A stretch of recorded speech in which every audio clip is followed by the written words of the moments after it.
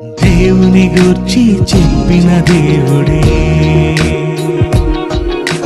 దేవుని గూర్చి చెప్పిన దేవుడే.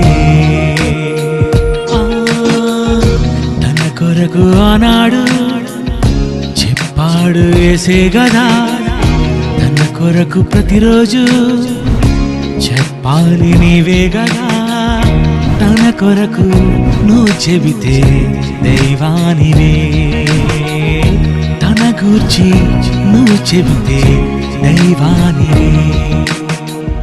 నీ కొరకు చూశాడు ఆ దేవుడే.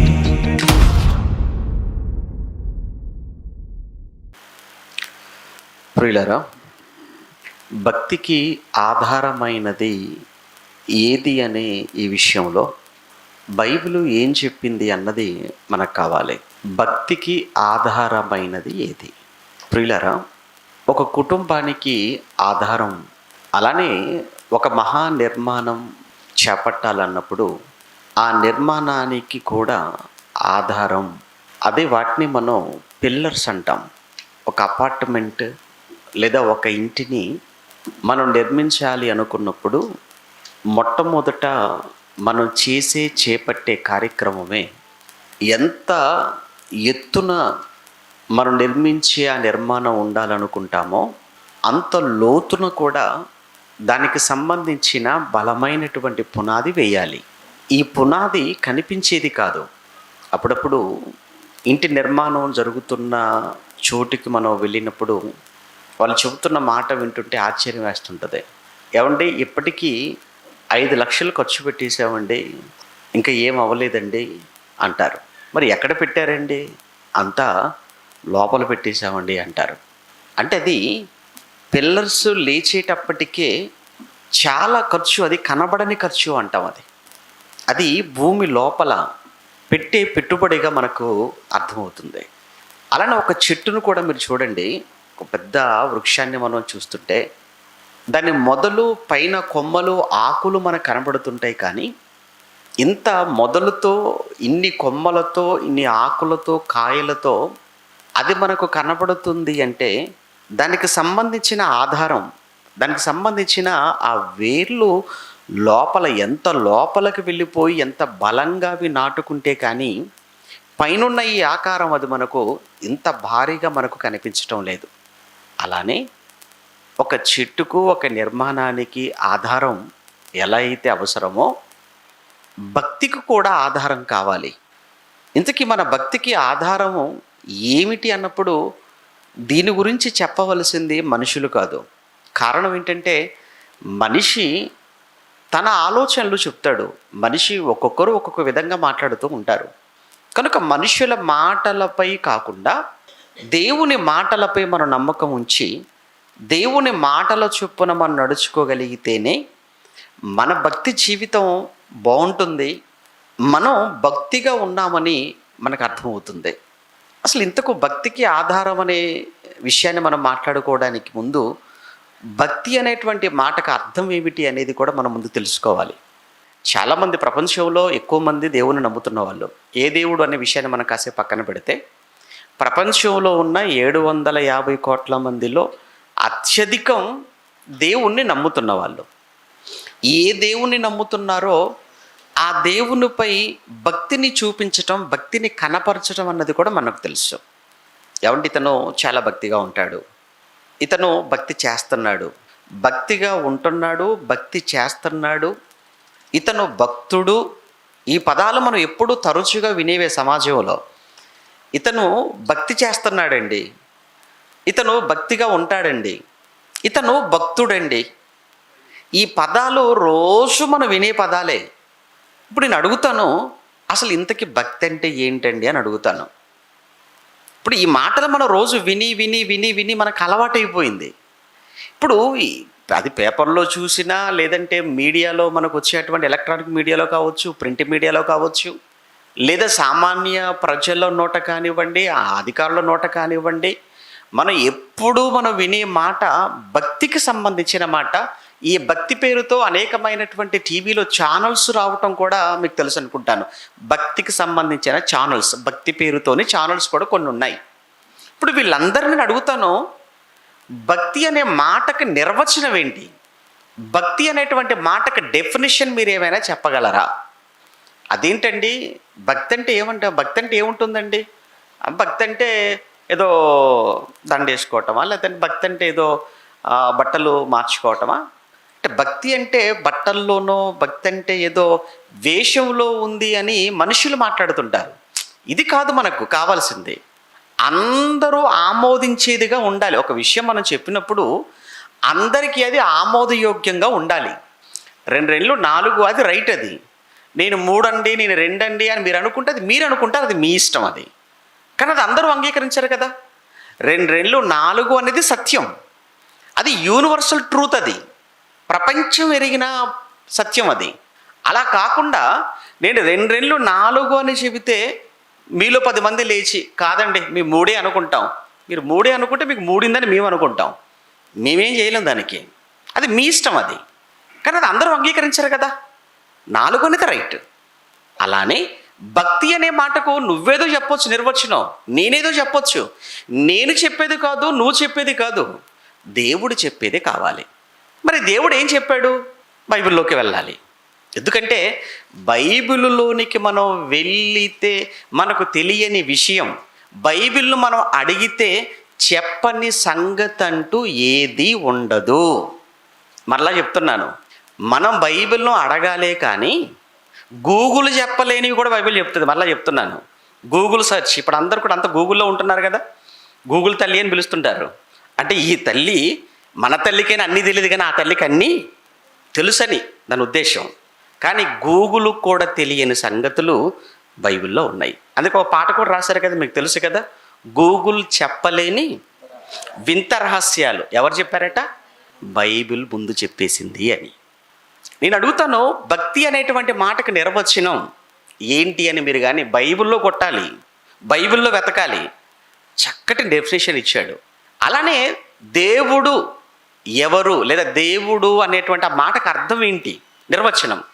దేవుడెవరు, దేవుడు ఎలా ఉంటాడు అనేటువంటి ఆ ప్రశ్నకు నిర్వచనం లేదా డెఫినేషన్ కావాలంటే దానికి బైబిల్ చెప్పిందండి. బైబిల్ ఎంత క్లారిటీగా, ఎంత క్లియర్ కట్గా మాట్లాడుతుందంటే, దేవుడు ఆత్మ గనుక. ప్రభు చెప్పిన మాట మీకు తెలుసు కదా, యోహాను సువార్త 4:24లో దేవుడు అంటే ఎలా ఉంటాడు, దేవుడు అనేటువంటి అసలు ఆ పదానికి అర్థం ఏంటి అని మన బైబిల్ను ప్రశ్నిస్తే బైబిల్ చెప్పిన చక్కటి నిర్వచనం ఏంటంటే, దేవుడు ఆత్మ గనుక అన్నాడు. దేవుడు అంటే ఆత్మనా? అవును, ఆత్మ. ఆత్మ గనుకనే ఎవరికి ఆయన కంటికి కనిపించడు. అందుకే దేవుడు అదృశ్యుడు అని బైబిల్లో రాయబడిన మాటలు. ఆయన అదృశ్య లక్షణములు. దేవుడు కనబడడు కానీ ఆయన లక్షణాలు ఎక్కడ పెట్టాడట? ప్రకృతిలో ఉంటాయి. ఆత్మ, దేవుడు అంటే ఆత్మ అని చక్కటి నిర్వచనం. అలానే మనిషి అంటే ఎవరు, దానికి కూడా బైబిల్ చక్కటి డెఫినేషన్ ఇచ్చింది. మనిషి ఎవరు, దేవుడెవరు, భక్తి అంటే ఏమిటి అనే అనేకమైనటువంటి మనిషి మెదడును తొలిచే, మనిషి మనసులో ఉన్న సందేహాలు ఎన్నింటికో బైబిల్ చాలా వివరంగా చెప్పింది. కానీ మరి ఇది బైబిల్ మతం అన్నారు కదా, మరి దీన్ని ఇది మత పుస్తకం అన్నారు కదా. అందుకే బైబిల్ను అర్థం కాకుండా పోయిందంటే, మనిషి అంటే ఎవరు చెప్పింది, మనిషి అంటే ఆత్మ అని చెప్పింది. మనిషి గురించి కూడా యేసుప్రభువు చెప్పిన మాట తెలుసు కదా, ఆత్మయే జీవింప చేయుచున్నది, శరీరము కేవలము నిష్ప్రయోజనం అన్నాడు. మనిషి నువ్వేమనుకుంటున్నావు? ఓహో, అద్దం ముందుకెళ్ళి నిలవబడితే కనిపించే రూపాన్ని చూసి నువ్వనుకుంటున్నావు కదా.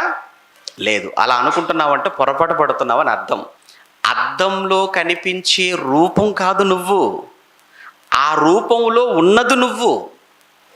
అద్దం ముందు నువ్వు చూసుకుంటున్న ఈ రూపము లోపల ఉన్నావే, అది అంటే ఇంతకీ ఏంటి లోపల ఉన్నది? అదే ఆత్మ అండి. మన సెల్ అనగానే మనం చూపిస్తాం పైన ఉన్నటువంటి స్క్రీన్, అది కాదు. స్క్రీన్ లోపల ఉంది అసలు ఉన్నదంతా. ఏమండి, టీవీ అనగానే పైన మనకు కనిపించే ఆ ప్యానల్ మనం చూస్తుంటాం, లేదు ఆ ప్యానల్ లోపల ఉంటుంది అసలు టీవీ. అలానే పైనున్నటువంటి ఈ రూపాన్ని చూసి నువ్వనుకుంటున్నావేమో, కాదు, నీలో పైనున్నటువంటి రూపము లోపలున్న ఆత్మవు నువ్వు. ఒక్కసారి ఆత్మ ఈ దేహాన్ని విడిచిందా అప్పుడు ఏమవుతుంది? ఏమవదు. ఇంటి ముందు టెంట్ వేస్తారు. ఎవరిని టెంట్ కింద పెట్టెలో నిన్ను పడుకోబెడతారు. ఒక గంట తర్వాత కనబడవు. ఇక కట్టెల మీద పెడితేనేమో కేజీ బూడిదగా మారిపోతావు. అంతే కదండి. మరి ఇప్పుడు నేను 60 కేజీలు ఉన్నానంటావు, 70 అంటావు, 6 ఫీట్లు అంటావు, 6 ప్యాక్ అంటావు. ఆ తర్వాత హాఫ్ కేజీ కంటే ఎక్కువ తూకవు. ఏంటి ఆఖరికి ఇంతేనా? మరి అదే జీవితం. మట్టిలో పెడితే అసలు అది ఏమీ ఉండదు, ఇంక ఎముకలు గూడు తప్ప ఏమీ మిగలదు. ప్రభు చెప్పిన మాట అండి, ఆత్మయే జీవింప చేయుచున్నది, శరీరము కేవలము నిష్ప్రయోజనం అన్నాడు. ఏంటండి మరి బొత్తిగా నిష్ప్రయోజనం అన్నాడు ఏంటండి? అంటే అసలు దేనికి పనికిరాదా? దేనికి పనికిరాదు గనకనే ఊరికి వెలుపల ఒక ప్రత్యేకమైన ఒక స్థలం, ఆ స్థలంలో సమాధి, అందులో నిన్ను. ఒకళ్ళు కొద్దో గొప్ప శవాలు కూడా ఉపయోగపడుతున్నాయి అనుకుంటే పోనిస్తావా?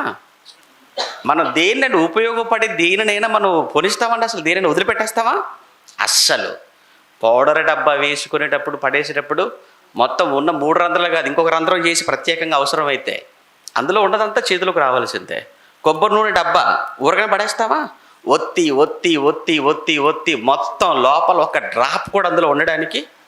అలాంటి మనం శవం వల్ల ఉపయోగం ఉందంటే ఎవరైనా పడేస్తారు? ఎట్టి పరిస్థితుల్లో పడేయరు. మరి పనికిరాదు కనుక నేను చేస్తున్నాం, శ్మశానంలో పడేస్తున్నాం. అది కూడా పడేయడమే అంటారు. మళ్ళా ఊరంతా తిప్పి తిప్పి తిప్పి కొడితే అక్కడ పడతాం. ఎందుకు? ఊరందరికి ఎందుకు చెప్పాలి? పుట్టినప్పుడు చెప్పారు, చచ్చినప్పుడు కూడా చెప్తారు. పుట్టినప్పుడు అందరికీ చెప్పారా? పుట్టాడండి మావాడు కొడుకండి అంటారు. చచ్చిన తర్వాత కూడా మళ్ళీ అందరికీ చెప్పాలి. ఎందుకు?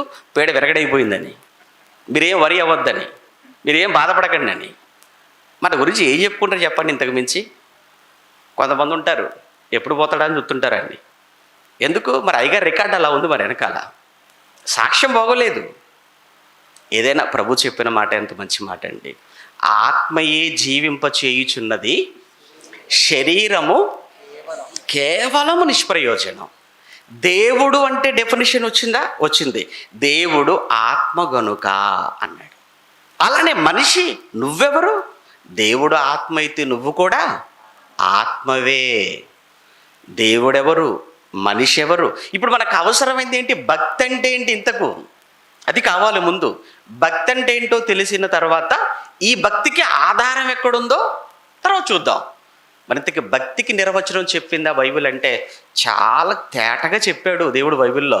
అదే మీరు చదువుకున్న లేఖన భాగం, యాకోబు పత్రిక 1వ అధ్యాయం 26వ వచనం.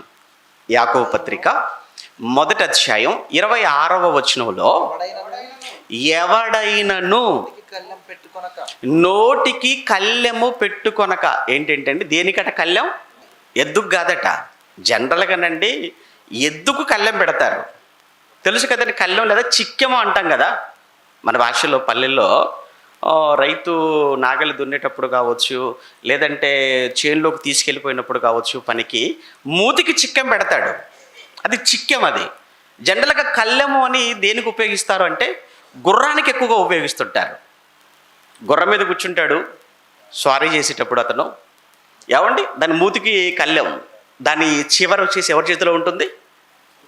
కూర్చున్నవాడు స్వారీ చేసేవాడి చేతిలో ఉంటుంది. అది డైరెక్షన్ అన్నమాట. గుర్రం ఎటు వెళ్ళాలి డైరెక్షన్ చేస్తుంటాడు దాన్ని. ఏమండి కళ్ళెం అది. అలానే కార్ నడిపేటప్పుడు కానివ్వండి, బైక్ నడిపేటప్పుడు బైక్ మీద అంటే హ్యాండిల్ అంటాం, కంట్రోలింగ్. అది కంట్రోలింగ్ అంతా అక్కడే కదా. కారులో కంట్రోలింగ్ అంతా ఎక్కడ ఉంటుంది? స్టీరింగ్. అయితే ఇక్కడ దేని గురించి మాట్లాడుతున్నాడు అని అంటే నోరు గురించి మాట్లాడుతున్నాడు ఆయన. ఎవరు నోరు? ఎవరిదో కాదు, మందే. మన నోరు గురించి మాట్లాడుతున్నాడు. ఏం చెప్తున్నాడు మన నోటి గురించి? ఎవడైనను సరే, ఎవడైనను నోటికి కళ్ళెము పెట్టుకొనక తన హృదయమును మోసపరుచుకొనుచు భక్తి గలవాడను అని అనుకునిన ఎడల వాని భక్తి వ్యర్థమే అన్నాడండి. ఇక్కడ ఒక విషయం చెప్పాడు ఏంటంటే, ఎవడైనా సరే నోటికి కళ్ళెం పెట్టుకోకుండా నేను భక్తుణ్ణి అంటే వాడి భక్తి వేస్ట్ అన్నాడు. అంటే ఇక్కడ భక్తుడికి ఉండవలసిన మొట్టమొదటి ఒక అర్హత చెప్పాడు. ఏంటి అర్హత అంటే, భక్తుడైన వాడు ఎక్కువ మాట్లాడకూడదు, భక్తుడైన వాడు ఓవర్గా మాట్లాడకూడదు. ఎందుకయ్యా అలా అంటున్నావు? నోరు తెచ్చే సమస్యలు ఏమైనా ఒకటా రెండా? నోరు ఏమైనా మంచిదా? నోరు అస్సలు మంచిది. నోరు మంచిది కాకపోవటం వల్లనేనండి ఇన్ని సమస్యలు వస్తున్నాయి. అది కుటుంబ సమస్యలు కావచ్చు, అది గ్రామ సమస్యలైనా కావచ్చు, రాష్ట్రాల మధ్య సమస్యలు కావచ్చు, దేశాల మధ్య సమస్యలైనా, ఈ సమస్యలన్నింటికి మూలం ఎక్కడుందో తెలుసా? నోట్లోనే. భార్యాభర్తల మధ్య గొడవలు ఎక్కడి నుంచి స్టార్ట్ అవుతాయి?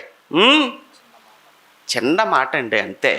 భార్య వెంటనే ఆవేశంతో వెళ్ళిపోతుంది, ఫ్యాన్ ఎక్కడుందో చూసుకుంటుంది, అంతే. ఇంత మాట అంటావా నన్ను? ఏం లేదు, లేదా వెళ్ళిపోవటం అంతే వంటగదిలోనికి. ఎందుకు? అలవాటే కదా గదిలోకి వెళ్ళటం. ఏమండి వెంటనే ఆన్ చేయడం అంతే. ఇక ఏంటి మాట? ఎంత ప్రమాదం అండి నోటి మాట అండి. అందుకే అన్నాడు, ఎవడైనాను సరే నోటికి ఏం చేయాలట? కళ్ళెం పెట్టుకో. అంటే దాని అర్థమే నోటికి తాళం వేసుకో అని అర్థం. నోటికి ఎలా తాళం వేసుకోవాలి? నోరు మూసుకో. అదే నోటికి తాళం వేసుకోవటం. ఎందుకంటే నోట్లో ఉన్న నాలుక అది మంచిది కాదు. మన పెద్దలు ఎప్పుడు ఒక సామెత చెప్తుండేవాళ్ళండి, ఒరేయ్ నీ నోరు మంచిదైతే ఊరంతా మంచిది. ముందు నీ నోరు కొంచెం అదుపులో పెట్టుకో, అప్పుడు ఊళ్ళో ఉన్న వాళ్ళంతా నిన్ను ఏమంటారు? మంచివాడు అంటారు. ఏమంటే ఏదో ఒక సామెత చెప్తుంటారు ఆరోగ్యానికి సంబంధించి, రుచులు తెచ్చే రోగాలు అని ఒక ప్రోగ్రాం ఉండేది. బహుశా అది మంతెన గారిది ఎవరిదో అనుకుంటాను. అది రుచులు తెచ్చే రోగాలట. నువ్వు ఎంత రుచిగా తినాలనుకుంటే నీకు తెలియకుండా రోగాలు లోపల అంతగా పెరిగిపోతుంటాయి. రుచులు ఏమంటారు, రోగాలకు రుచులు ఎలా కారణమో నీ సమస్యలకు నీ నోట్లో ఉన్న నాలుక కూడా కారణం. ఇంకా బైబిల్ ఏం చెప్పిందంటే, జీవ మరణములు దేని వశంలో ఉన్నాయన్నాడు? నాలుక వశం. ఇంకా బైబిల్ ఏం చెప్పిందంటే, తన నోటిని కాచుకునివాడు తన్ను కాపాడుకునివాడు అన్నాడు. అంటే మన నోటిని ఎంత కంట్రోల్ చేసుకుంటే అంత హ్యాపీగా ఉంటామండి, అంత ఆనందంగా ఉంటాం, అంతక సమస్యలకు మనం దూరంగా ఉంటాం. ఇది చాలా పవర్ఫుల్ అండి. మీరు చిన్న అంచనా వేయకండి. ఎంత ఉంటుందండి నాలుక బెత్తెడు. మీకు అనుమానం అంటే ఇంటికి వెళ్ళాక బయటికి దీన్ని ఇక్కడ కాదు, చూసుకోండి, కొలుసుకోండి, ఒకసారి టేప్ తీసుకొచ్చి. ఎంత ఉంటుంది? బెత్తడేనండి. కానీ దీని వలన బైబిల్లో ప్రభు మాట్లాడుతారు. ఇది మొదటి అధ్యాయంలో కదా మనం చదువుకుంటున్నాం. 3వ అధ్యాయానికి వెళితే అంటాడు, ఇది నాలుక అగ్ని. నాలుక అగ్ని, నాలుక అగ్ని అంటే అగ్ని వంటిది. ఇప్పుడే పెట్టాను రా మంట అక్కడ అంటాడు. ఏమంట? అగ్గిపుల్లతో పెట్టింది కదా, నోటితో పెట్టిన మంట అది. తెలుసా? అప్పుడప్పుడు మాటలు వింటుంటాం కదా, ఇప్పుడే పెట్టొచ్చాను రా వాళ్ళ మధ్య, ఇప్పుడే స్టార్ట్ అయిందిరా, ఇక మండుతో జోడిగా అది కూర్చుంటాడు ఇక్కడ, అంతే. ఆ మంట ఏమంటే భార్యాభర్తలు, ఆ తర్వాత వాళ్ళిద్దరు రెండు వైపుల కుటుంబాలు, వారితో పాటు వాళ్ళ అన్నలు, ఆ తర్వాత వాళ్ళ అక్కలు, ఆ తర్వాత వాళ్ళ వదినలు, ఇక అంటుకుంటుంది. ఆ తర్వాత ఊరు. నేను ఒక న్యూస్ చూసే ఉండొచ్చు బహుశా. ఇద్దరు పిల్లలు స్కూల్కి వెళ్ళి, ఇద్దరు పిల్లలట బస్సులో వెళుతూ పబ్జీకి ఏమేదో ఆడుతున్నారట. ఇద్దరు పిల్లలు స్కూల్కి వెళుతూ బస్సులో పబ్జీ గేమ్ ఆడుతూ వాళ్ళిద్దరి మధ్య ఏదో గొడవ వచ్చేసింది పిల్లలిద్దరికి. అది కాస్త 2 కుటుంబాలకు అయిపోయింది, అది కాస్త 2 గ్రామాలకు అయిపోయింది. ఇంకేం లేదండి, కత్తులు పట్టుకొని వచ్చేసారట, అంతే. ఇక ఏమండి ఎక్కడండి? ఇద్దరు పిల్లల మధ్యది 2 కుటుంబాలు, 2 కుటుంబాల మధ్య ఎక్కడికి వెళ్ళిపోయింది? ఆఖరికి గ్రామాల వరకు వెళ్ళిపోయిందండి. నాలుక కోసం మాట్లాడుతూ అన్నాడు ఆయన, నాలుక అగ్నియే అన్నాడు. అందుకే కావచ్చండి ఇది అగ్ని కాబట్టి దేవుడు ఎక్కడ పెట్టాడు తెలుసా? చక్కగా డీప్ ఫ్రిడ్జ్లో పెట్టాడు. నాలుక ఎక్కడుంది? బయట ఉందా లోపల ఉందా? లోపల. మీ నాలుక కింద ఏముందో తెలుసా? లాలాజలం. దేవుడు ఎప్పుడు శాంతి శాంతి శాంతి అన్నట్టుగా ఎప్పుడు నాలుకను ఏం చేస్తున్నాడు? చల్లారుస్తున్నాడు. అయినా మనం బలవంతంగా తీసేస్తుంటాం బయటికి, అయినా మనం లాగేస్తుంటాం.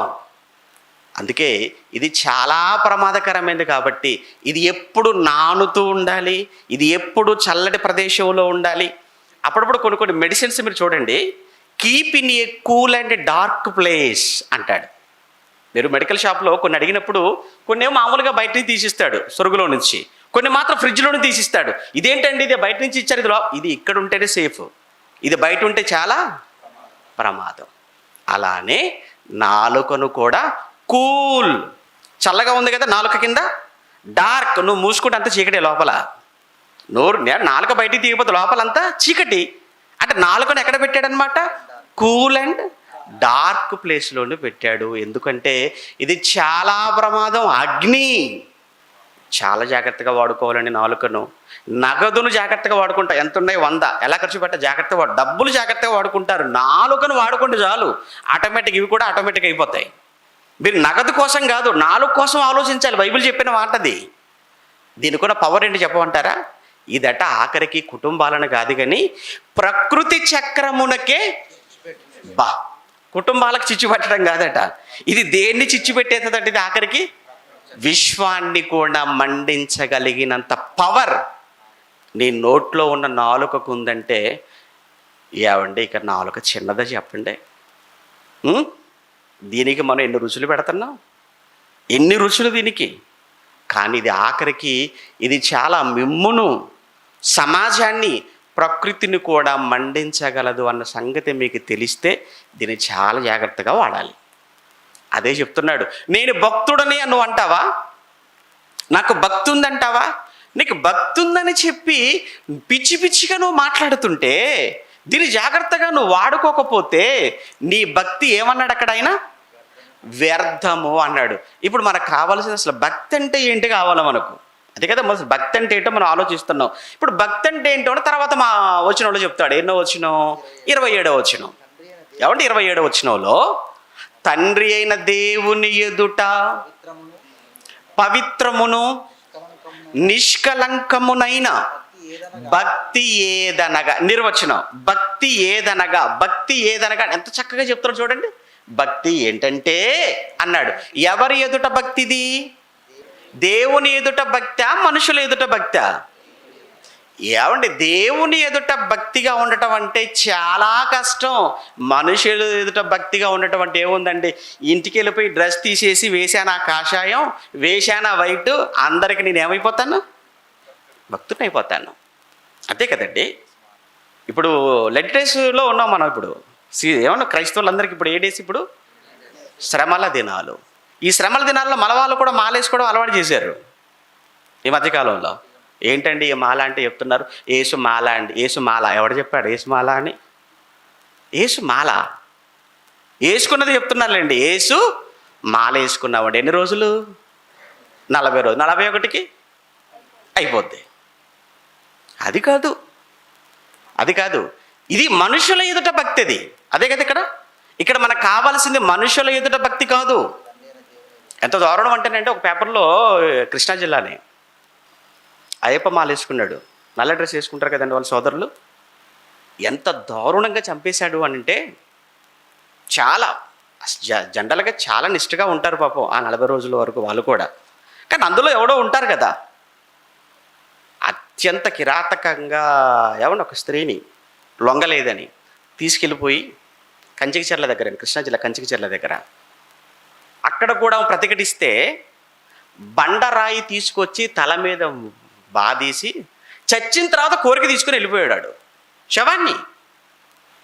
ఏమండి, అలానే వేశాడు ఆ డ్రెస్సు, ఆ మాల, అవన్నీ అలానే పట్టుబడ్డాడు. అంటే ఏంటి అసలు ఇది? అప్పటి వరకు అందరూ అతన్ని భక్తుడు, మాలేసుకున్నారు కదండి అనుకుంటారు. అలానే అన్నిట్లో అందరిలో ఉన్నారు, క్రైస్తవులో ఉన్నారు, అన్ని మతాలలో ఉన్నారు. కానీ ఈ సమాజాన్ని నమ్మించడం చాలా సులువు అంటున్నా నేను. ఈ మన కళ్ళ ముందున్న మనుషులను, ఈ సమాజాన్ని మనం భక్తులు అని నమ్మించటం చాలా సులువు.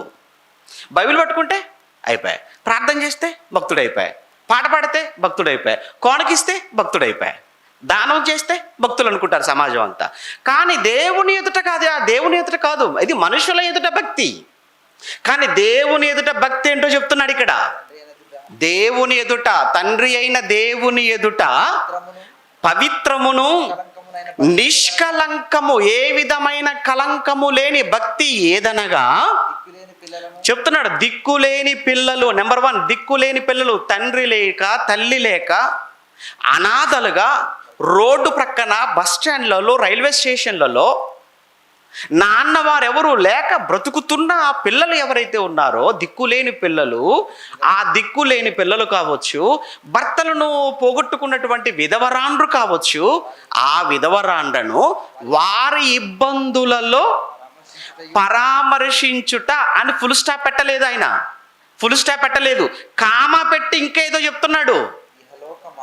ఏమండి, చాలామంది ఇది చదువుకుని ఏం చేస్తారంటే, అవును కదండి దిక్కులేని పిల్లలను ఆదుకుంటే అది భక్తి కదా అని చాలామంది చాలా అనాథ శరణాలయాలు, అనాథ ఆశ్రమాలు ఏర్పాటు చేసేసారు, చక్కగా జరిగించేస్తున్నారు. కేవలం అది చేస్తేనే భక్తి, పూర్తిగా కంప్లీట్ చేయలేదు ఆయన సెంటెన్స్. చెయ్యొద్దు అని ఎందుకు చెప్తాను, బైబిల్ చెప్పింది కనుక చేయండి. అలా అని కేవలం ఇవి చేసినంత మాత్రాన భక్తి అనుకుంటే తప్పు. ఇవి చేస్తూ నువ్వు చేయవలసింది ఇంకొకటి ఉంది, ఇవి చేస్తూ నువ్వు చేయవలసింది ఒకటి ఉంది. ఏంటది? తర్వాత చెప్తున్నాడు, ఇహలోక మాలిన్యము తనకు అంటకుండా తన్ను తాను కాపాడుకొనుటయే భక్తి. ఇది ఇప్పుడు కంప్లీట్ అయిపోయింది. ఇప్పుడు భక్తి అనేటువంటి ఆ మాటకు నిర్వచనం ఇప్పుడు పూర్తయిపోయింది. ఇప్పుడు ఆలోచిద్దామా ఏంటన్నమాట ఇప్పుడు భక్తి అంటే? దిక్కులేని పిల్లలు, విధవరాండ్రు, వారి ఇబ్బందులలో ఏం చేయాలి? పరామర్శించాలి. వారిని ఆదుకుంటూ వారి అవసరాలు తీరుస్తూనే నువ్వు ఈ లోకములో ఉన్న మాలిన్యము అంటకుండా కాపాడుకో. నిన్ను నువ్వు కాపాడుకో. ఏంటి ఈ లోకంలో ఉన్న మాలిన్యం? అదేనండి, ఈ లోకంలో ఉన్న శరీరాశ, ఈ లోకంలో ఉన్న నేత్రాశ, ఈ లోకంలో ఉన్న జీవపుడంబం. అంటే ఈ లోకంలో ఉన్న పాపాన్ని నీకు అంటుకోకుండా, ఈ లోకంలో ఉన్న పాపాన్ని అంటనివ్వకుండా ఈ కార్యక్రమాలు చేయాలి.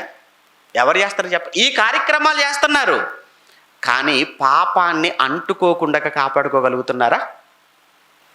చాలామంది అన్ని కార్యక్రమాలు చేస్తున్నారు, సేవా కార్యక్రమాలు చేస్తున్నారు. మనం చేయటం ఏంటండి?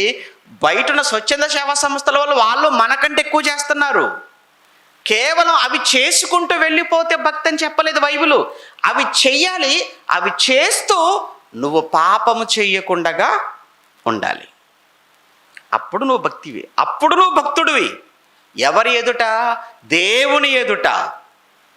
ఇవి చేస్తుంటే మనుషుల ఎదుట అనుకుంటారు, అబ్బా ఏంటండి ఎప్పుడు చూసినా దాన ధర్మాలు చేస్తూ ఉంటాడండి, నా ఎప్పుడు చూసినా పంచిపెట్టడమేనండి, ఎప్పుడు ఏదో కార్యక్రమం చేస్తూనే ఉంటాడండి అని మనుషుల ఎదుట, మనుషుల దృష్టిలో నువ్వు భక్తుడిగా కనబడవచ్చు. కానీ దేవుని ఎదుట, దేవుని ఎదుట, దేవుని ఎదుట కూడా నువ్వు భక్తుడుగా నువ్వు కనిపించాలి అంటే నీవు పాపము అనే దానిని అంటుంచుకోకుండా, పాపం అనేది అది నీకు అంటకుండా నువ్వు జాగ్రత్త చేసుకోవాలి. ఇది భక్తి. ఇప్పుడు ఈ కొలత చొప్పున చూసామనుకోండి, ఎంతమంది ఉంటారు చెప్పండి భక్తులు? ఇప్పుడు ఈ కొలత యాకోబు పత్రిక 1:27 నాకు అప్లై చేసుకొని, నీకు అప్లై చేసుకొని, అందరికీ ఈ మాట అప్లై చేసామనుకోండి, దేవుని ఎదుట ఎంతమంది భక్తులు నిలబడతారు చెప్పండి? ఇప్పుడు విధవరాండ్రను ఏమంటే పరామర్శించే వాళ్ళు కాదు, కేవలం అనాథలను ఆదుకున్న వాళ్ళు కాదు, ఇవి చేస్తూ పాపం చేయకుండా ఉన్నవాడే భక్తుడు అన్న ఈ మాట చొప్పున చూస్తే ఎంతమంది దేవుని ఎదుట భక్తులుగా నిలబడగలరు? ఇక్కడున్న మనమే అనుమానంతో ఉంటే, ఇక్కడున్న మన పరిస్థితే ఇలా ఉంటే, ఇక లోకం పరిస్థితి ఏంటో మీరు ఒక్కసారి ఊహించండి. ఇక్కడే కష్టమైపోతే ఇక సమాజంలో అంత తేలికంటారో చెప్పండి? ఇక లేదండి, కాదు. అయితే కష్టమా ఇది? కష్టమేమీ కాదండి. తప్పు చేయకుండా ఉండటం, పాపం చేయకుండా ఉండటం కష్టం అంటే అది కష్టం కాదు. కష్టమైతే అది దేవుడు మనకెందుకు చెప్తాడు? ఒక విషయం చెప్తాను, కష్టమైంది ఏది, మనం చేయలేనిది ఏది దేవుడు మనకు చెప్పడు. ఎప్పుడు ఒక విషయం గుర్తుంచుకోండి, మనం చేయలేనిదంటూ ఏది దేవుడు మనకు చెప్పడు. ఆయన మనకి ఏది చెప్పడండి ఆయన. ఎందుకంటే ప్రభువే చెప్పాడు, నా ఆజ్ఞలు ఎలా ఉన్నాయి అన్నాడు, నా ఆజ్ఞలు సులువుగా అన్నాడు, నా భారము తేలిక అంటాడు. మత్తయి 11:29 నా ఆజ్ఞలు తేలికైనవి అన్నాడు. ఆయన ఆజ్ఞలు చాలా సులువట. మరి నువ్వు ఎందుకు కష్టం అనుకుంటున్నావు? ఏ తల్లి అయినా, ఏ తండ్రి అయినా తన కూతురు విషయంలో, కొడుకు విషయంలో చేయగలిగిన పనే చెప్తారు తప్ప వాళ్ళు చేయలేని పనులు చెప్తారా? చెప్పరు. మరి మనమే అంత నీతిగా ఆలోచించినప్పుడు పిల్లల విషయంలో పరమ తండ్రి మన కోసం ఎందుకంటే మనం చేయలేనిది మనకు చెప్తాడు ఆయన. కనుక ఏమండి ఇవన్నీ చేస్తూ మనం పాపం చేయకుండా ఉండగలమా? ముమ్మాటికి ఉండగలం. ముమ్మాటికి మనం ఉండగలం. అయితే మనం ఉండాలి అంటే మన పునాది లేదా మన ఆధారం దేని మీద ఆధారపడాలి? మన ఆధారం ఏమై ఉండాలి? మన ఈ భక్తికి ఆధారం ఏమై ఉండాలి? అది చూడాలి. నిజంగా మన భక్తికి ఆధారం బైబిల్ చెప్పినదే అయితే ముమ్మాటికి మనం తప్పు చేయకుండా ఉండగలం. మరి ఇంతకు మన భక్తికి ఆధారం ఏమై ఉండాలి? ఏమని బైబిల్ చెప్పిందో ఇప్పుడు మనం పాఠంలోనికి వెళితే, తీతు పత్రిక పౌలు గారు తీతుకు పత్రిక రాస్తూ, తీతు పత్రిక మొదటి అధ్యాయం, తీతు పత్రిక మొదటి అధ్యాయం మొదటి వచనము నుంచి, తీతు పత్రిక మొదటి అధ్యాయం మొదటి వచనము నుంచి చూస్తుంటే, దేవుడు ఏర్పరచుకొనిన వారి విశ్వాసము నిమిత్తమును నిత్య జీవమును గూర్చిన నిరీక్షణతో కూడిన భక్తికి ఆధారమగు, ఆ పదం చూడండి అక్కడ, భక్తికి ఆధారమగు అంటే భక్తికి ఏముందట? భక్తికి ఏముంది? ఆధారం. విశ్వానికి ఆధారం, కుటుంబానికి ఆధారం, ఇంటికి ఆధారం, అన్నిటికీ ఆధారమా? ఆధారం. ఈరోజు నేను నిలబడ్డానే ఇక్కడ, నేను నిలబడ్డానంటే నాకు ఆధారం అండి. మీరు నిలబడ్డారు, మీరు కూర్చున్నారంటే మీ బాడీకి కూడా ఆధారం ఏంటి? ఎముకలండి, అస్థిపంజరం. లోపల ఎముకలు లేవనుకో ఎలా ఉంటే ఒకసారి ఊహించుకోండి, ఒకసారి మీ పరిస్థితి. ఎముకలు ఒకవేళ లేవు అనుకోండి, కాసేపు మనకెవరికి ఎముకలు లేవు, అప్పుడు ఎలా ఉండదు తెలుసా అండి? చాపను చుట్టేసినట్టు చుట్టేయాలి. అర్థమవుతుందా? చాపను చుట్టినట్టు. ఎందుకంటే మాంసపు ముద్దలా పడిపోతాం, కుప్పకూలిపోతాం. మాంసపు ముద్ద. ఈ మధ్యకాలంలో ఒక రకమైన కుర్చీలు వచ్చాయి ఇంట్లో, ఏమంటే ఒక ఎలా గ్లోబులాగా బంతిలాగా ఉంటాయి. అందులోకి వెళ్ళి కూర్చోగానే అంటే అది చైర్లాగా మారిపోతుంటుంది. తెలుసు అనుకుంటాను కదా. ఏం లేదు, అది చూస్తానికేమో అంతా ఒక మూటలా ఉంటుంది. దాని మీద వెళ్ళి కూర్చోగానే కుర్చీ. ఒక విధంగా మనలో కూడా ఆ ఎముకలు లేకపోతే మనం కూడా ఆ మూటే మొత్తాన్ని కూడా ప్యాక్ చేసేసి ఎవరు తీసుకెళ్తారు మనల్ని? అయినా మనమే దొర్లుకుంటూ వెళ్ళిపోవాలి. ఎక్కడికైనా వెళ్ళాలనుకుంటే దొర్లుకుంటూ వెళ్ళిపోవడం తప్ప వేరే ఆప్షన్ అంటే ఏమి? ఎవరు ఎవరికి సహాయం చేసే పరిస్థితి కూడా లేదు. అలా ఎవరికి వాళ్ళగా దొర్లుతూ కూర్చోవాలన్నా అసలు ఇక కూర్చోవడం కూడా ఎక్కడ ఉంటుంది? కూర్చోవడం కూడా ఏమి ఉండదు, పడుకోవడమే. ఎంత దారుణం. మన నిలబడింది ఏంటి ఈ ఆకారం అంటే? పిల్లర్స్ ఉన్నాయి లోపల, 2 కాళ్ళు పిల్లర్స్ కాదండి. చేతుల్లో ఎముకలు, ఆ చేతులకు పిల్లర్స్ కాదా అవి? బాడీ మొత్తానికి ఆ ఎముకల గూడు అనేది అదొక పిల్లర్ కాదా? అది ఆధారం ఉంది, అందుకు నిలబడుతున్నాం. అలానే నీవు భక్తిలో నిలబడాలి అంటే నీ భక్తికి కూడా ఏముందన్నాడు ఇక్కడ? నేను నిలబెట్టే, నీ భక్తిని నిలబెట్టే ఒక ఆధారం అన్నాడు. ఏంటయ్యా ఆధారం? చెప్తున్నాడు ఇప్పుడు. భక్తికి ఆధారమగు సత్య విషయమైన అనుభవ జ్ఞానం. భక్తికి ఆధారమైన సత్యం, భక్తికి ఆధారమైన సత్యం. ఏంటి సత్యం? ఏంటి సత్యం అంటే? సత్యం అంటే ఏమిటి? సత్యం అంటే వాక్యం. యోహాను సువార్త 17:17 వచనం ప్రకారముగా సత్యమందు వీరిని ప్రతిష్ఠ చేయుము, నీ వాక్యమే సత్యం అన్నాడు. అంటే సత్యం అనగా వాక్యం.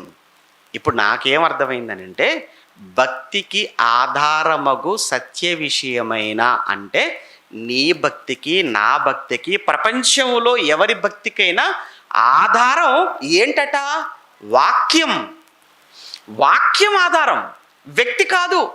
వ్యక్తిని అడిగామనుకో, ఏం లేదురా ఈ 40 రోజులు తీసేయి, వేసుకో డ్రెస్, ఏమైపోతావు? భక్తుడు అయిపోతావు అంతే. ఇది వ్యక్తిని అడిగితే చెప్పేది. కానీ వాక్యం అడిగితే వాక్యం అలా చెప్పడం లేదు. అందుకే వ్యక్తి కాదు, వ్యక్తి మాట కాదు, మనకు వాక్యం కావాలి, దేవుని మాట చెప్పాలి మన భక్తికి ఆధారం. అందుకే నా భక్తికి ఆధారం నేను వాక్యాన్ని నేను ఆధారం చేసుకుంటాను తప్ప నా భక్తికి వ్యక్తులు కాదు, వ్యక్తుల మాటలు కాదు. నిజంగా వాక్యమే నీ భక్తికి ఆధారం అయితే నీ భక్తి జీవితం చాలా ఉన్నతంగా ఉంటుంది. నువ్వు దేవుని ఎదుట నువ్వు పవిత్రుడుగా కనబడతావు, దేవుని ఎదుట నిష్కలంకమైన భక్తిపరుడుగా ఉంటావు. ఇంకా చెప్పనా, అసలు ఈ లోక మాలిన్యాన్ని నువ్వు అంటించుకునే అవకాశం కూడా ఉండదు. ఎందుకండి తప్పులో పడిపోతున్నాను, ఎందుకంటే పాపంలో పడిపోతున్నాను? ఎందుకు పడిపోతావు? వాక్యం లేదు కనుక. తాగినోడు ఎందుకు పడిపోతాడు? వాడు పడిపోతాడు అంతే. లోపలికి వెళ్ళింది, అది వెళ్ళకూడదు వెళ్ళింది కనుక. అర్థమైందా? మందుకు వెళ్ళేటప్పుడు చూడండి ఎలా వెళ్తాడో, స్ట్రైట్గా వెళ్తాడు రోడ్డు పైన. వచ్చేటప్పుడు చూడండి రోడ్డు కనబడదు, రోడ్డు పక్కన కాలువలో సైడ్కి. వెళ్ళేటప్పుడు డ్రెస్ ఉంటుంది, చక్కగా సూటు నీట్గా ఉంటాడు. వచ్చేటప్పుడు అసలు షర్టే ఉండదు, ఉన్నా సగం బయటికి సగం లోపలికి, ప్యాంట్ ఒకవైపు పైకి ఒకవైపు కిందికి. ఏ టైగర్ స్టైల్ మారింది? లోన మందు పడింది. మరి వెళ్ళేటప్పుడు పడలేదు కాబట్టి బాగున్నాడు, ఇప్పుడు పడింది కనుక పడైపోయాడు. మరి నువ్వు ఎందుకు పాపంలో పడిపోతున్నావు? నువ్వు ఎందుకు తప్పు చేస్తున్నావు అంటే నీలో కూడా ఏదో పడింది అనమాట. ఏం పడింది? వాక్యం పడలేదు. వాక్యం పడుంటే బాగానే ఉంటావు. అంటే వాక్యం కాక ఇంకేదో పడింది. అది పడింది కనుకనే నీ తిన్నగా కూర్చోవటం. అది పడిన తర్వాత తిన్నగా కూర్చొనివ్వదు, తిన్నగా చూడనివ్వదు, తిన్నగా ఆలోచించనివ్వదు, మంచి చేయనివ్వదు మందు. అలానే వాక్యం పడితే అంత సెట్ అయిపోతాం మనం. మనకు వాక్యం పడకనే మనం ఒకరికొకరు పడం. బాగుంది కదా? మనకు వాక్యం పడదు అసలు. మనకే కానీ వాక్యం పడుంటే అసలు నాకు ఆడంటే పడదు, వీడంటే పడదు, ఈవిడంటే పడదు, ఆవిడతో నాకు మాటలేంటి, వీడితో నాకు మాటలేంటి, ఆ డినామినేషను ఈ డినామినేషన్ ఇవన్నీ ఎందుకుంటే మనకు అంటే ఇక్కడే మనకు అర్థమైపోయింది. ఓహో మనకి ఏం పడట్లేదు. ఆపరేషన్కి ముందు ఇంజక్షన్ ఇస్తారు, పడుతుందా లేదా చూస్తారు ముందు. పడట్లేదు అనుకో తీసుకెళ్ళిపోండి అంటారు అంతే. ఇంకా అంటే కొన్ని పడవు, అలా అందరికీ అన్నీ పడవు. వాక్యం కూడా అందరికీ పడదు, అన్నీ పడితే ఎందుకంటే ఇలా ఉంటాం చెప్పండి. మనం ఈరోజు సూపర్గా ఉంటాం. అంటే క్రైస్తవుల గురించి ఎవడని నోరెత్తాడు, క్రైస్తవుడి గురించి నోరెత్తామని చూద్దాం, ఎత్తారు వాళ్ళు. కానీ ప్రతి వాడికి చులకనైపోతున్నాం మనం. ప్రతి వాడు నోరెత్తి మాట్లాడుతున్నాడు మన కోసం. ఎందుకనంటే అసలు మనకే వాక్యం పడదు, వాడికి పడుతుందా వాక్యం? వాక్యం మనకు పడనప్పుడు వాడికి ఎందుకు పడుతుంది? అందుకే ఈరోజు మనం లోకువైపోయాం. అందరికీ మనం అసహించుకునే పరిస్థితి ఏర్పడింది మన గురించి. భక్తికి ఆధారం వాక్యం. ఈ వాక్యాన్ని నిజంగా ఈ వాక్యం అనే ఈ పునాది, ఈ వాక్యం ఎలా ఉండాలో తెలుసా? చాలా లోతుల్లోనికి వెళ్ళిపోవాలండి. మరలా ఈ వాక్యం చాలా లోతుల్లోనికి వెళ్ళిపోవాలి. ఏదో పైన ఉంటే కుదరదు, పైన ఉంటే కుదరదు. వాక్యము చాలా లోతుల్లోనికి వెళ్ళాలి. ఏమంటే వాక్యం ఎంతవరకు వెళ్ళగలదో తెలుసా? ఏది వెళ్ళలేనంత లోతుల్లోనికి వాక్యం వెళ్ళగలదు. హెబ్రీ పత్రిక, ఎందుకంటే అంత షార్ప్, అంత పదునైనది వాక్యం. హెబ్రీ పత్రిక 4వ అధ్యాయం 12వ వచనంలో, హెబ్రీ పత్రిక 4వ అధ్యాయం 12వ వచనం, ఎందుకంటే దేవుని వాక్యము సజీవము. దేవుని వాక్యము సజీవము అంటే దాని అర్థం ఏంటంటేనండి, ఈ వాక్యానికి ఎక్స్పైరీ అనేది ఏమీ లేదు, ఎప్పుడూ పనిచేస్తుంది అనమాట. కానీ మనం కొన్ని మందులకు ఎక్స్పైరీ ఉంటుందా? కొన్ని కాదు, అన్నిటికీ ఉంటుంది. మనం వాడే ప్రతిదానికి ఎక్స్పైరీ డేట్ ఉంటుంది. ఆఖరికి సెల్లుకైనా కావచ్చు, కారుకైనా కావచ్చు, బైక్ అయినా కావచ్చు, తినే వస్తువులకైనా, అన్నిటికీ ఏముంటుంది? ఎక్స్పైరీ. ఇంకో విషయం తెలుసా? నీకు నాకు ఉంది ఎక్స్పైరీ. ఆయన ఎక్స్పైరీ అయిపోయాడండి ఆయన అంటే అర్థం ఏంటి? పోయాడని అర్థం, ఇంకా లేడని అర్థం. కానీ విచిత్రం ఏంటంటేనండి, వాక్యానికి మాత్రం క్రొత్త నిబంధన వచ్చి 2000 సంవత్సరాలండి, ఇంకా ఎక్స్పైర్ అయిపోలేదు. క్రొత్త నిబంధన వచ్చి ఎంతకాలం అయింది? న్యూ టెస్టిమెంట్ 2000 సంవత్సరాలు అయింది. ఏంటి 2000 సంవత్సరాల నుంచి ఇంకా ఎక్స్పైర్ అవ్వలేదా? అవ్వలేదు. వాక్యానికి ఎక్స్పైరీ లేదా? లేదు. ఎప్పటి వరకు పనిచేసిద్ది అంటే ప్రభు అన్నాడు, భూమి ఆకాశములు గతించును, నా మాటలు ఏంటేంటట, భూమి వెళ్ళిపోయినా వెళ్ళిపోద్దట, ఆకాశం వెళ్ళిపోయినా వెళ్ళిపోతుంది. అంటే ఈ ప్రకృతి అంతా వెళ్ళిపోయినా వాక్యం మాత్రం నిలిచి ఉంటుందంటే, నువ్వున్న ప్రకృతికి ఎక్స్పైరీ ఉంది బ్రదర్, కానీ దేవుని వాక్యానికి లేదు. అందుకే ఈ మాట సజీవము అన్న మాట ఎందుకు ఉపయోగించాడు అనుకుంటున్నారు? అందుకే పని చేయాలంటే డేట్ ఉండాలి. వాక్యం కూడా పని చేయాలంటే వాక్యానికి కూడా డేట్ ఉండాలి. అయిపోయింది తీసుకొచ్చి నీకు ఎక్కిస్తానంటే ఎలా అవుతుంది? కనుక వాక్యం ఈ రోజుకి మారుస్తుందంటే ఎందుకు మార్చట్లేదు? ఈరోజు కూడా చాలామంది మార్చేస్తుంది. ఏమంటే మరలా 100 సంవత్సరాల తర్వాత మరలా మార్చాలి వాక్యం, మళ్ళా 200 సంవత్సరాల తర్వాత మరలా ఇదే వాక్యం మార్చాలి మనుషులను. కనుక అన్ని కాలాలలో యేసు వచ్చేంత వరకు మనుషులను మార్చాలి అంటే వాక్యం ఎలాంటిదై ఉండాలి? అది సజీవమై ఉండాలి. అందుకే చెప్పాడు ఆయన, ఎందుకనగా దేవుని వాక్యము సజీవమై బలము గలది, మరలా సజీవమై బలము గలదై 2 అంచులు గల ఎటువంటి ఖడ్గము కట్టెను. అది చాలా వాడిగా పదునుగా ఉండి ఎక్కడెక్కడికి వెళ్తుంది చూడండి, పదునుగా ఉండి ఎక్కడెక్కడికి దూసుకొని వెళ్ళిపోతుంది చెప్తున్నాడు. అది వాడిగా ఉండి ప్రాణాత్మలను, నెంబర్ 1. నెక్స్ట్ కీళ్ళను. కీళ్ళు ఎక్కడ ఉంటాయి? కీలు వరకే వెళ్ళింది అని అంటే ఆ కీలు లోపల ఏముంటుందట? మూలుగు. ఇప్పుడు నేను అడుగుతాను, ఏమంటే ఒకసారి మన శరీరం గురించి ఆలోచించుకుందాం, తర్వాత అక్కడికి వెళ్దాం. ముందు పైన మనకి ఏం కనపడుతుంది? చర్మం లోపల ఏముంటుంది? మాంసం మధ్యలో నుంచి ఏముంటాయి? ఎముకలు. అదే కదా. ఆ ఎముకల లోపల ఏముంటుంది? మూలుగు. అంటే వాక్యం ఎక్కడ కూడా వెళ్ళగలదట. మీరు ఎక్స్రే తీయించుకొని ఉంటారు కదా చాలాసార్లు, మీ అందరికి ఇప్పుడు తీయించుకోకపోయినా మీరు చూసే ఉంటారు కదా. ఎక్స్రేలో మూలుగా కనబడుతుంది. ఎవరిదైనా ఏం కనబడుతుంది? ఎముక ఒకటే కనబడుతుంది. అంటే ఇప్పుడు ఎక్స్రే కిరణాలు ఎక్కడి వరకు వెళ్ళాయి? ఎముక వరకు వెళ్ళి బయటకు వచ్చేసాయి. అయ్యో బాబు, మా వల్ల అవదరా బాబు, అంత లోపలికి మేము వెళ్ళలేము అన్నారు. అయితే వాక్యం మాత్రం ఆ ఎముకను దాటి లోపల మూలుగా. ఫోటో కెమెరా తెలుసు కదా మీకు? ఫోటో కెమెరా ఎందుకు తెలియదండి? ఇప్పుడు అందరి చేతుల్లో కెమెరాలు వచ్చేసి అందరు కెమెరామెన్లు అయిపోయారు.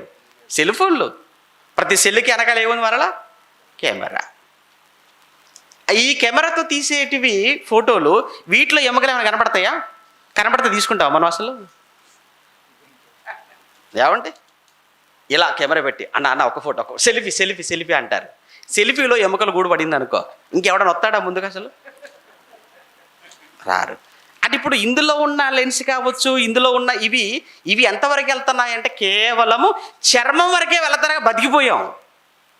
ఒకవేళ ఇందులో ఉన్నటువంటి ఆ రేసు ఎక్స్రేలో ఉన్న రేసు పెట్టారనుకో, ఇందులో ఇక్కడ కూడా ఏమొస్తాయి? అన్ని ఎక్స్రేలే వస్తాయి, మనవి ఫోటోలు రావిగా.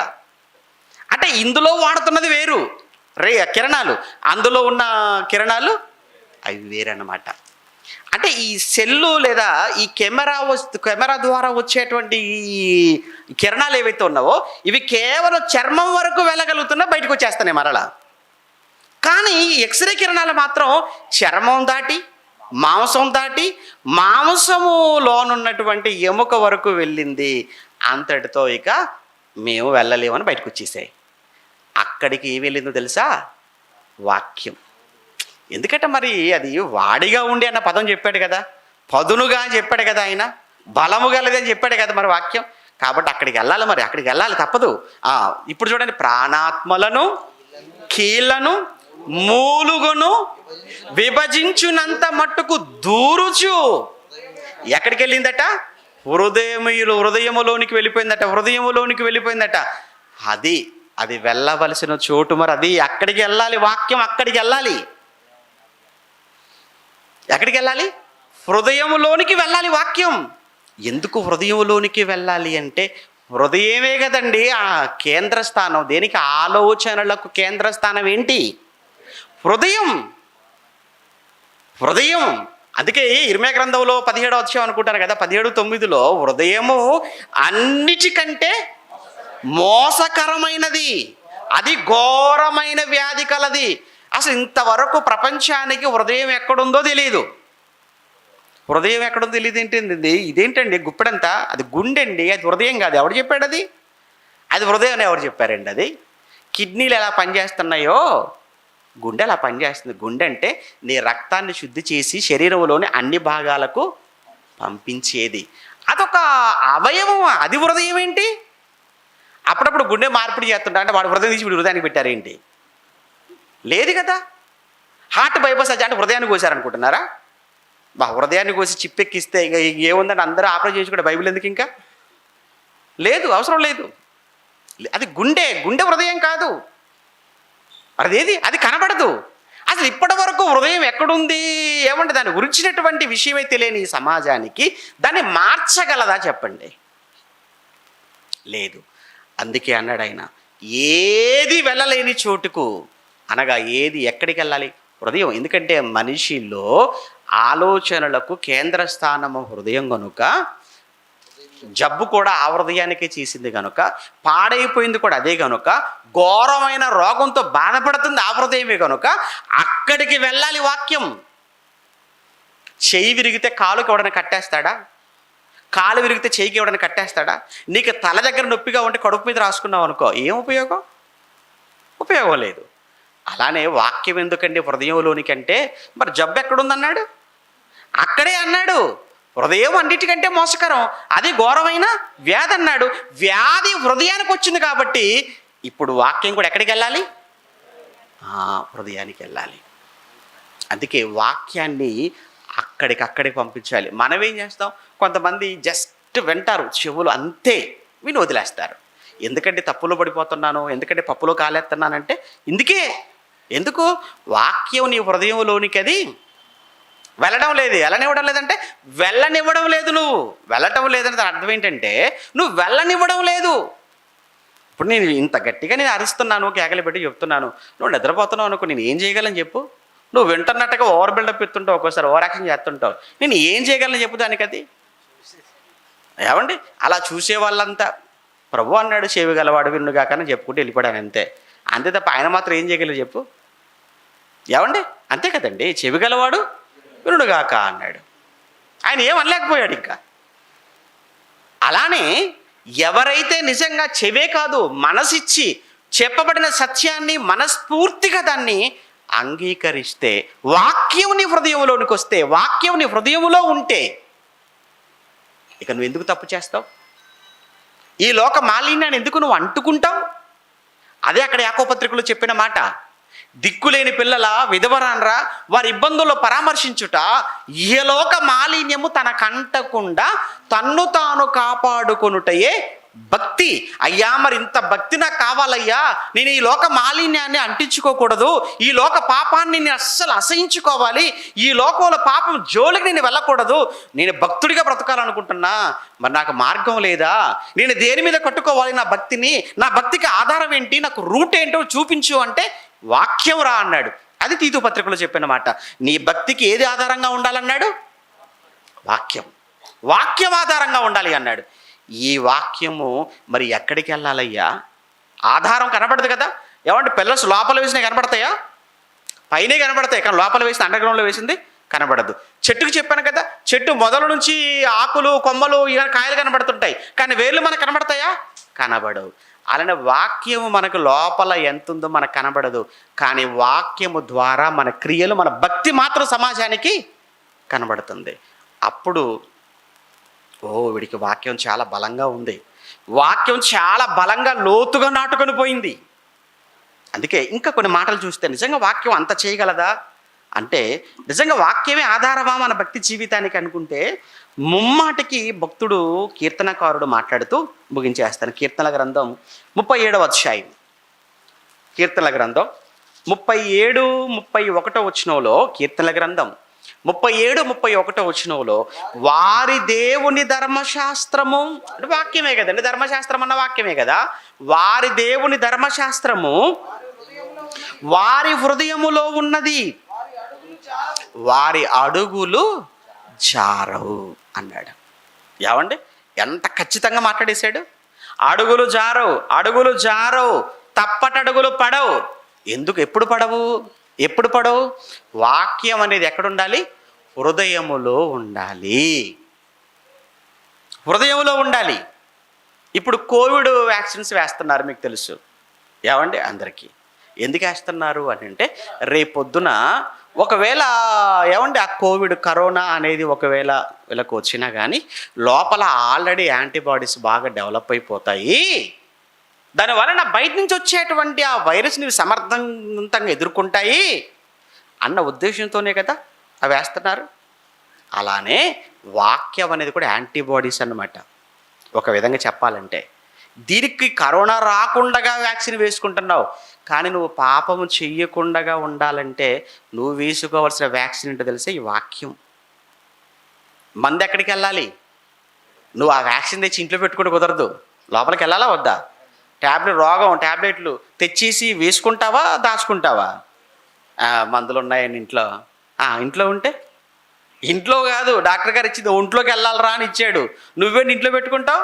ఇంట్లో అట్లా అనుకుంటే మెడికల్ షాపులో ఉన్నవాడికి ఏ రోగం ఉండకూడదు. అన్నీ ఉంటాయి ఆయనకు కూడా. ఎందుకు? 24 గంటలు పాపం ఎప్పుడు అక్కడే కూర్చుంటాడు.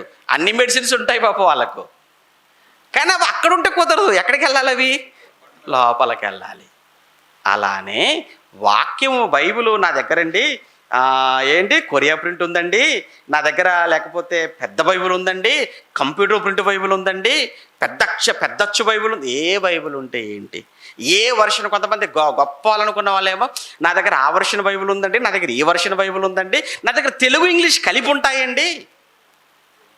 ఇవన్నీ బిల్డప్లకు ఇచ్చే మాటలు ఇవ్వండి, వద్దు. ఇదంతా ఓవర్ యాక్షన్. నేను అడిగేది ఏంటంటే, నీ దగ్గర ఎన్ని బైబిల్ ఉన్నాయన్నది కాదు, నీ దగ్గర ఎన్ని వర్షన్స్ ఉన్నాయన్నది కాదు, ఇవి ఎంత నీ లోపల ఉన్నాయన్నది నాకు కావాలి. ఇవి ఎంత ఉన్నాయి నీ లోపల? ఇక్కడ ఏమన్నాడు ఆయన కీర్తనకారుడు? ఏమండి? దేవుని ధర్మశాస్త్రము వారి హృదయములో ఉన్నది కనుక వారి అడుగులు జారవు. ఒక్కసారి ఒక మాట జ్ఞాపకం చేసుకోండి. మోషే గారు ఇశ్రాయేలీలను ఐగుప్తు నుంచి కనానుకు నడిపించే సమయంలో ఏమండి ఇక ముగింపు, ఆయన పాపం చివరిలో కనానుకు ఆయన వెళ్ళక ముందు మోయాబు మైదానంలో, ఆ మోయాబు ఆ కొండ దగ్గర నిలబడి ద్వితీయోపదేశ కాండం కదా, రెండవసారి మరలా ఇదంతా ఫ్రెష్ బ్యాచ్ అదంతా. ఎందుకంటే ఫస్ట్ బయలుదేరిన బ్యాచ్ అంతా చచ్చింది ఎక్కడ? అరణ్యంలో. ఇప్పుడు వచ్చిన వాళ్ళంతా కొత్త తరం, యువతరం అన్నమాట. ఇదంతా ఇప్పుడు అక్కడికి వెళ్ళిపోయి పాత తరం అంతా పోయింది. ఇదంతా పాత తిత్తులు అవన్నీ పోయాయి. ఇప్పుడు కొత్త తిత్తులు కదా ఇవన్నీ. అందుకే మళ్ళీ ఒకసారి చెప్పాలి వీళ్ళకి వాక్యం అని చెప్పి రెండోసారి ఉపదేశం చేస్తుంటాడు అన్నమాట ద్వితీయోపదేశ కాండం యొక్క ఉద్దేశం. అప్పుడు ఆయన చెప్తున్నప్పుడు ద్వితీయోపదేశ కాండం 6వ అధ్యాయం 6వ వచనంలో, నేడు నేను మీకు ఆజ్ఞాపించి ఈ మాటలు మీ అందరి ఇండ్లల్లో ఉండవలెను, మీ అందరి చేతుల్లో ఉండవలెను, మీ అందరికి బ్యాగుల్లో ఉండవలెను. అస్సలు చెప్పలేదండి ఆయన. అలా చెప్తూ బాగుండేది. అలా చెప్పలేదు. నేడు నేను మీకు ఆజ్ఞాపించి ఈ మాటలు ఎక్కడ ఉండాలన్నాడు? మీ హృదయములో ఉండాలి అన్నాడు. హృదయములో ఎందుకు అయ్యగారు అంటారేమో, హృదయములో ఉంటే వారి అడుగులు, అది అక్కడ ఉంటే నువ్వు పాపం చేయకుండా ఉంటావు. అంటే నీ భక్తికి ఆధారం వాక్యమే. కానీ ఈ వాక్యం ఎక్కడుండాలి? హృదయంలో ఉండాలి. ఇక్కడ లేక వాక్యం ఎక్కడున్న ఉపయోగం? చాలామంది ఇళ్ళల్లో ఇంటి నిండా గోడకు అన్ని వాక్యాలు అంటించేస్తారండి. ఇప్పుడు నేను అడుగుతాను ఇంటికి రాగానే, ఈ వాక్యాలను చూడకుండా చెప్పంటాను, ఒక్కటి చెప్పరు. ఇంటి నిండా గోడకు మళ్ళా అన్ని వాక్యాలు రాసుకుంటారు. ఏది ఒక 10 చెప్పండి, 100 పెట్టారు. అక్కడ ఉన్నాయి కదండి చదువుకోండి అంటారు. అదా గోడ మీద ఎన్ని ఉన్నాయని కాదు, నీ గుండెల్లో ఎన్ని ఉన్నాయో కావాలి నాకు. దేవుడు ఉంచమన్నది అక్కడ. నీ అడుగులు జారకుండా ఉండాలంటే వాక్యం నీ హృదయంలో ఉండాలి. 119వ కీర్తన గ్రంథం 119వ అధ్యాయం, కీర్తన గ్రంథం 119వ అధ్యాయం 9వ వచనంలో యవనస్తుల కోసం మాట్లాడుతూ, యవనులు దేని చేత తమ నడతను, యవనస్తులు దేని చేత తమ నడతను శుద్ధి చేసుకుంటారండి? నీ వాక్యమును బట్టి దాన్ని జాగ్రత్తగా చూచుకొనుట చేతనే కదా. ముమ్మాటికి అంతే. యవనస్తులు వారి నడత మార్చుకోవాలి, వారి జీవితం మార్చుకోవాలి, వాళ్ళ పరివర్తన రావాలి. అంటే అది కేవలం దేని ద్వారా సాధ్యం అంటున్నాడు భక్తుడు? వాక్యం. ఏమండి ఇక 11కి వెళ్తే డైరెక్ట్గా ఏమన్నాడు చూడండి. 11 వచనానికి వెళ్ళేటప్పటికి 11లో, నీ ఎదుట దేవా, నీ ఎదుట. ఎందుకంటే మనుషుల ఎదుట పాపం ఎవడో చేయడు. ఎంత పవిత్రంగా కూర్చున్నారని అందరూ, ఎంత సిస్టమేటిక్గా కూర్చున్నాం కదా. ఇంటికి వెళ్ళిపోతే ఇలా ఉంటారా? ఇప్పుడు బైబిల్ తీస్తారు, చదువుతారు. ఇంటి దగ్గర ఎప్పుడైనా మీరు చూస్తారండి బైబిల్? ఇంటి దగ్గర చదువుకుంటారా బైబిల్? చెప్పండి. ఇంటి దగ్గర చదవం. కానీ ఇప్పుడు మాత్రం తీయగానే కొంతమంది ఉంటారండి, రెఫరెన్స్ చెప్పగానే టక్క నేనే ముందు తీయాలి. ఇంట్లో తీస్తాడో లేదో తెలియదు, ఇక్కడ మాత్రం తీయాలంతే ముందు. ఎందుకు? అందరూ చూస్తున్నారు, అందరిలో మరి ఉండాలి కదా మనకంటూ ప్రత్యేకత. ఇవన్నీ వద్దు. ఇక్కడ ఆయన ఏమంటున్నాడు 11వ వచనంలో, నీ ఎదుట, దేవుని ఎదుట, మనుషుల ఎదుట కాదు. మనుషుల ఎదుట ఎవడు చేస్తాడండి? ఇక్కడ మీరు తప్పు చేశారనుకోండి, ఎవడు ఊరుకుంటాడు? ఎవడు ఊరుకోడు. ఆ సంగతి మీకు తెలుసు, అందుకే జాగ్రత్తగా ఉంటారు. కానీ మీరు ఎవరు లేనప్పుడు ఏమైనా చేస్తారు. కానీ అక్కడ ఎవరుంటారు? దేవుడు. ఇక్కడ దేవుడు. అక్కడ కూడా మీరు ఇక్కడ ఉన్నట్టే ఉండాలంటే, అక్కడ కూడా మీరు తప్పు చేయకుండా ఉండాలంటే, అక్కడ కూడా మీరు పాపం. ఇక్కడ నా గురించి మాట్లాడడం చూద్దాం, మాట్లాడరు. ఎందుకంటే నా గురించి వేస్తారు, లేకపోతే భయపడతారు నాకు. అంతే కదండి. అలానే మీరు కూడా ఎవరి గురించి మాట్లాడతారు? ఇక్కడ ఎక్కడ మాట్లాడతారు? ఆ లేనప్పుడు మాట్లాడతారే, వాళ్ళు ఉన్నప్పుడు మాట్లాడవచ్చు కదా, మాట్లాడరు. వాళ్ళు ఉన్నప్పుడు మాట్లాడరు, లేనప్పుడు మాట్లాడతారు, వెనక మాట్లాడతారు. కానీ దేవుడు ఉన్నాడు అక్కడ దేవుడు ఉన్నాడు. అదే చెప్తున్నాడు, నీ ఎదుట నేను పాపము చేయకుండా ఉండునట్లు నా హృదయములో నీ వాక్యమును ఉంచుకొని ఉన్నాను. ఎక్కడ ఉంచుకున్నాడట ఆయన? నా హృదయములో. ప్రియమైన దేవుని పిల్లలారా, హృదయం అది ఎక్కడుందో మీరు చూశారు కదా. హృదయం ఎక్కడుందంటే, ఎవడు రాశాక పాట, హృదయం ఎక్కడుందంటే చుట్టూ తిరుగుతుందట, ఇంకేం లేదు ఇక. ఆవిడ చుట్టూ తిరుగుతుంటుందట, అమ్మాయి చుట్టే. అసలు అది ఎక్కడుందో నీకు తెలుసా? అది ఎలా ఉంటుందో నీకు తెలుసా? కానీ వాడెవడో రాశాడు, వీడెవడో పాడాడు. వద్దు, మనకి ఇవన్నీ కాదు. ఇక్కడ ఏం చెప్పాడంటే, అయ్యా నేను నీ ఎదుట పాపం చేయకుండా ఉండునట్లు నా హృదయములో నీ వాక్యమును ఉంచుకున్నాను. హృదయం ఎక్కడుంది? ప్రాణాత్మలను కీళ్లను మూలుగను విభజించినంత మట్టుకు దూరుచు హృదయం యొక్క తలంపులను ఆలోచనలను కూడా అది ఏం చేస్తుందట? కరెక్షన్ చేస్తుందట. ఏయ్, వాక్యం ఏముంది లోపల? నువ్వేం మాట్లాడుతున్నావు? వాక్యం ఏముంది? నువ్వేం చూస్తున్నావు? వాక్యం ఏముంది? నువ్వేం చేస్తున్నావు? అవన్నీ మన లోపల ఉంటే వాక్యం మనల్ని ఏం చేస్తుందట? శోధిస్తుంది. అంటే దాని అర్థం కరెక్షన్ చేస్తుంది. వాక్యం మనం సరి చేస్తుంది. పిల్లవాడు ఏమంటే క్లాస్ రూమ్లో వాడు 2 రోజులు నాలుగనగానే మాస్టర్ బెత్తం తీసుకుంటాడు. ఏం చెప్పావురా? 4 అన్నావా? Very good. నువ్వు చెప్పురా. 3 అని అనుకోడు, గట్టిగా ఓడేస్తాడు. 4 అని చెప్పు అంటాడు. అంటే మాస్టర్ గారు ఏం చేయాలి? కరెక్షన్ సరి చేస్తుంటాడు. మాస్టర్ గారు అక్కడ ఉన్నారు కనుక. అలానే పిల్లలు తల్లిదండ్రులు ఎదుట తప్పు చేయరు. చేస్తే వెంటనే తల్లిదండ్రులు ఏం చేస్తారు? సరి చేస్తారు పిల్లలను. అది ఎంత నిజమో, వాక్యము ఎక్కడుంటే మనల్ని సరి చేస్తుంది? వాక్యం మన హృదయములో ఉంటే, మన హృదయములో వాక్యం ఉంటే ఎప్పటికప్పుడు వాక్యం మనలను గద్దిస్తుంది, హెచ్చరిస్తుంది, సరిచేస్తుంది. ఏమంటే వాక్యం మన హృదయంలో లేనంత వరకు మనం అసూయలతో ఉంటాం, కక్షలతో ఉంటాం, పగలతో ఉంటాం, ద్వేషాలతో ఉంటాం. ఇంకా మనం చేయందంటూ ఏమీ ఉండదు. అప్పుడప్పుడు మాట్లాడుకున్నప్పుడు కొంతమంది వినేమనుకుంటామంటే, ఓహో ఆడికి వాక్యం ఇంకా హృదయంలోనికి వెళ్ళలేదన్నమాట. లేదంటే ఈ వాక్యం వెళ్ళలేదన్నమాట వాడు హృదయంలోనికి. అర్థమైందా? ఈ వాక్యం వెళ్ళలేదు. అప్పుడు బాడీలో కూడానండి విటమిన్స్ లోపం. ఒక్క విటమిన్ లోపిస్తే ఒక్కో రకమైన జబ్బు వచ్చేస్తుంది. అప్పుడు డాక్టర్ దగ్గర, అమ్మ నీకు ఈ విటమిన్ లోపం ఉంది కనుక నువ్వు ఈ మందు వాడంటావు. అప్పుడప్పుడు కొన్ని విషయాలు బాగానే ఉంటారు సంఘంలో, కానీ కొన్ని విషయాలు ఏమైపోతుంటారు? బలహీనమైపోతుంటారు. అప్పుడు మాకు అర్థం అవుతుంది, వీడికి ఈ వాక్యం పనిచేయట్లేదు. శత్రువులు ప్రేమించేవాడు, హింసించే వారి కోసం ప్రార్థన చేయమన్నాడు. ఏమంటే దూషించేవాడిని బదులు దూషించొద్దు అన్నాడు. కానీ అయినా నాకు పడదు, ఇందులోనో రాను, కుదరదు, చేయదు వాళ్ళతో అంటే అర్థం ఏంటి? వీడికి ఈ పని చేయట్లేదు అనమాట. ఈ లోపం ఉందన్నమాట. అంటే మత్తయి సువార్త 5 లోపం అనమాట వీడికి. అయితే కదా ప్రభు ఏమన్నాడు? ఇదిగో నిన్ను శత్రువు అయిన వాడిని ఏం చేయమన్నాడు? ప్రేమించు. కొడితే ఇంకో చెంప కూడా చూపించు అన్నాడు. అంటే వాడికి మత్తయి 5 పని చేయట్లేదు. ఇది ఎలా ఎక్కించాలి? ఆడికి ఆ లోపం ఉందన్నమాట. అంటే కొన్ని విషయాలు బాగుంటారు, కానీ కొన్ని లోపాలు కనబడతాయి. అంటే ఈ వాక్యం హృదయం లోపలికి వెళ్ళలేదన్నమాట. అంటే మన భక్తికి ఆధారం ఏమై ఉండాలి? వాక్యం. ఆ వాక్యం ఎక్కడ ఉండాలి? మన లోపల ఉండాలండి. కానీ వాక్యాన్ని మనం ఆధారం చేసుకోకుండా మన భక్తికి ఏంటంటే వ్యక్తుల మాటలు లేదా మనుషుల ప్రవర్తన అవన్నీ చూస్తే మన భక్తి జీవితం సర్వనాశనం అయిపోతుంది. అందుకే మీ విశ్వాసమునకు కర్త, మీ భక్తికి దాన్ని కొనసాగించేవాడు ఎవరట? యేసు. మీరు ఆయన్నే చూడండి, ఎవరిని చూడకండి. ఆయన్నే చూడండి, మీరు ఆయన్నే చూడండి, మీరు యేసునే చూడండి అన్నాడు. ఎవరు? చివరిగా ఒక మాట, తిమోతికి రాసిన మొదటి పత్రిక 6వ అధ్యాయం. తిమోతికి రాసిన మొదటి పత్రిక 6వ అధ్యాయం 3వ వచనంలో, ఎవడైనను మన ప్రభువైన యేసుక్రీస్తు యొక్క హితవాక్యములను దైవ భక్తికి అనుగుణ్యమైన బోధను అంగీకరింపక. ఈ పదం చూడండి అక్కడ, దైవ భక్తికి అనుగుణ్యమైన బోధను అంగీకరింపక అంటే దాని అర్థం ఏంటంటే భక్తికి సంబంధించిన బోధను అంగీకరించారట. ఉన్నారా? ఎందుకు లేరండి మహానుభావులు? మనం చెప్పామనుకోండి, మీరు వింటే విన్నాలి, మీరు ఎవరి బోధ విన్నా పర్వాలేదు, కానీ గా బీవోల బోధ మాత్రం వినకండి. మీకు దండం పెడతా.